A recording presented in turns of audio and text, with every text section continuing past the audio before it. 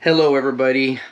Today we're going to be talking about two minor upgrades or modifications to our RV, our brand new RV that we just got. This is a Grand Design Reflection 303 RLS, and as you can see we still have stuff that we have got to put away because tomorrow we leave we just finished doing our shakedown.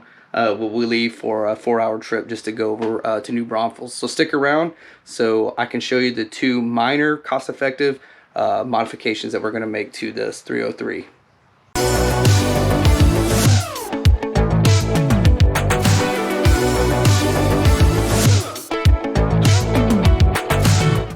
Welcome back to the channel, everybody. If you're new to our channel, my name's Kevin. Dan is out walking Ava right now. She was getting a little antsy. We got a lot of stuff to do today, but before we can do that, as you can see, I hadn't even showered yet. We're not finished cleaning in here, but I figured that while everything is still in disarray, I can do these two minor modifications to our RV that's going to help our quality of life a little bit better, but none of them take place in this living room. So if you follow me, we're going to come up here to the bathroom. Sorry, it got dark real quick. So any of you all, or some of you all, do know that, or may know, that when you're in an RV, they try to save weight as much as possible. And some of the way that they do that is instead of putting like metal parts or wooden parts, they'll go to plastic because it's lightweight and it's a little more sturdy. One of which being this. The bane of any RVer, or at least any full-time RVer's life. Right here, their existence. So, it's cheap, it's plastic, but all these little stupid grooves make it a pain in the butt to clean. So we're going to be swapping out the toilet seat with that one right there, which I picked up at Lowe's, along with this, a recessed toilet paper holder, which is going to be going right in front of the toilet on the vanity, and I'm going to put a little hole here, and then we're going to put it in there so our toilet paper can be right here. We didn't have this in our Columbus, but it should make things easier in here, not only for cleaning, but access to, you know, do the deed. It's a nasty part of life, but, you know, we all have to do it. So stick around. I don't know if I'm really going to show you the install because it's very limited there and the wicked echo, but I am going to show you the before and after. I already showed you before, but I'm going to show you the after it's done. But I will talk about certain things, especially with the toilet paper holder, because it's not complex, but it's a little different than just the toilet seat. But those are the two minor ones, fairly cheap. The toilet seat was a little bit more expensive, but it's still mods that's going to make daily life a little bit better while we're on the road. So stick around. Well, the first of two projects down, as you can see, it's more smoother. You still have the little bumpers right here for the model that I bought, but it's still less to clean around, and it's going to make it a lot better. It's still lightweight because the toilet seat and lid are both plastic. It's anti-slam, so it won't slam down either. But one of two down. Let's start the next one. So now on to the second one. I'm going to be using this Project Source recessed toilet paper holder. I bought this at Lowe's. This right up here, if I can zoom in, is the part number that I bought. Now, they didn't have any brushed nickel that would match my sink, but this faucet's going to be going away. It's going to be another upgrade for another time. It is a little bit better than the original. We replaced the bathroom faucet in the Columbus for one that comes out a little bit further, because it seems like when you wash your hands, you're just hitting the back of the sink. This one is a little bit, I just don't like it. It's a little bit further out, but I just don't like it. It's not an immediate upgrade for me right now. So these two won't match because this is chrome.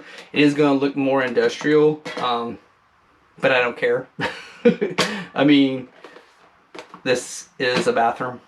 It's not, I mean, normally I've cleared everything out of here, but normally we do have like a few things in here to make it look more homey, I guess you could say, but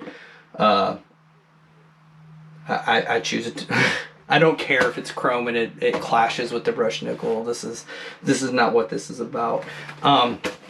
On the back of this though, it gives you this template. I don't know if you can see this right here. You cut this out, and that is what I will be cutting out the side right here to place this in. So hopefully I don't jack it up. I'm gonna have to use my jigsaw to cut that out. I'm just gonna have to be careful not to hit any of the water lines back here, but they're further back, so I don't think I'll have any issues with that. Some people might think it's crazy to get a brand new RV and start cutting holes in it, but at least it's not on the roof, right? Not yet. Maybe solar someday. But anyways, I'm not going to go through this. Like I said earlier, I'll talk about how I did this because it's just a tight spot in here, and at the end of the day, it's going to be pretty much self-explanatory just by reading the instructions. But I will talk about any difficulties I had. Just like with the toilet, I didn't talk about any of the difficulties I had, but I did have some problems with the way the toilet bowl in the back is shaped. The screws that you have to put in, they're inside another hole, a big hole opening in the back of the toilet. I found it easier to go for, like if I was tightening down the left screw, it was easier to come from the right side and vice versa to hold it and tighten it down. But other than that, I mean, that was just trial and error. But it goes on pretty much like a standard toilet seat in a house, in a residential toilet. So without further ado, let's get started on this. And then I'll tell you what kind of issues I had, if any, when I come back. See you in a few. I got everything set up. I cut the template off the back of the box. All I had was a pencil to outline it for when I need to cut it. I don't know if you can really see it with the sun coming in. I don't know if you can see the glare right there of the 5 1/4. So I used a level to make sure that it was level, so the area that I'm going to be cutting out is going to be level. I didn't want it to be all, you know, cattywampus in there. So I'm getting ready to go get my drill and drill out some pilot holes so I can actually fit the jigsaw saw blade inside those holes so I can cut this out. It will be kind of hard to film with me holding the camera and trying to use a jigsaw because I want my edges to be as straight as I possibly can, and I don't have the best technique as it is.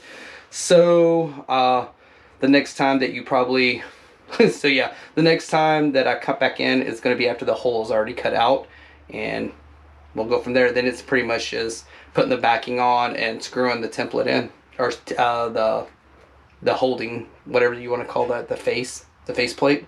Yeah, so putting the backing on and putting the recessed face plate in and screwing it in. The next time you cut back in, hopefully we'll have everything installed, or at least the hole cut out. I just finished outlining, and I finally found a Sharpie so I can actually go around that square I made from the template that was on the back of the box. So this is what it's going to look like. It looks a little rough around the edges. I don't know if you can see that. Yeah, you can see it right there. So as you can see, not a very steady hand. Thank God I'm not a surgeon. But once it's in there, I'm going to put the template up there so you can see what it'll look like roughly until I get straight. But that's what it's going to look like when it's in there. So I guess what I'm trying to show you with that one is that you don't really need it doesn't have to be straight as long as you don't cut it bigger than what the actual faceplate is.